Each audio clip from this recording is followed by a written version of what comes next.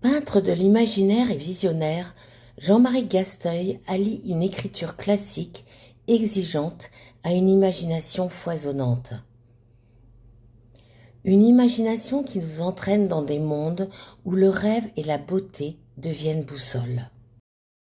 Ici, une sélection d'œuvres vous invite au voyage, au cœur des visions de l'artiste. Orcha, nous embarquons alors pour un voyage où le réel est transfiguré et où les souvenirs des contrées parcourues se laissent revisiter par la sensibilité de l'artiste. Le rêve de l'ange. Chaque œuvre soulève un voile, celui qui nous sépare de l'invisible et nous entraîne dans une aventure hors du temps, empreinte de spiritualité. Les clés de l'imaginaire. Nous pénétrons dans un univers où les symboles dialoguent avec des formes abstraites. Peu à peu, nous devenons des explorateurs, arpentant des terres inconnues jusqu'à entrer dans un territoire qui devient le nôtre. Le feu de Dieu. Dans l'espace de la toile apparaissent les visions du Créateur. Son monde que les couleurs révèlent fait écho à notre inconscient, à nos souvenirs enfouis et nos visions intérieures, faites parfois de chimères. Le sanctuaire.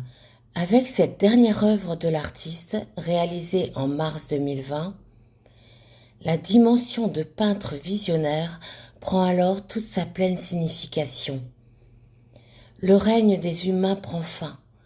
La destruction de la planète Terre et des autres espèces vivantes s'est poursuivie tout au long des siècles, et cela pour l'unique profit de certains. Au bas du tableau subsistent des édifices qui retournent à l'état de roche, dernier artefact de cette civilisation inconsciente et prétentieuse. Dans des cieux assombris, un des derniers représentants de la plus grande espèce en voie de disparition sauve l'humanité, emportant sur son vaste dos la dernière cité des hommes.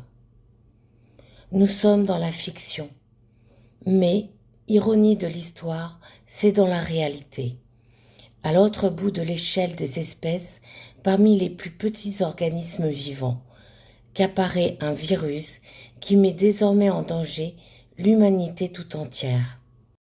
L'homme, dans son aveuglement, n'a cessé de détruire tout ce qui lui a permis de vivre. Espérons, si toutefois une seconde chance lui est donnée, qu'il retienne les leçons de ce Léviathan qui le sauve de la fin du monde.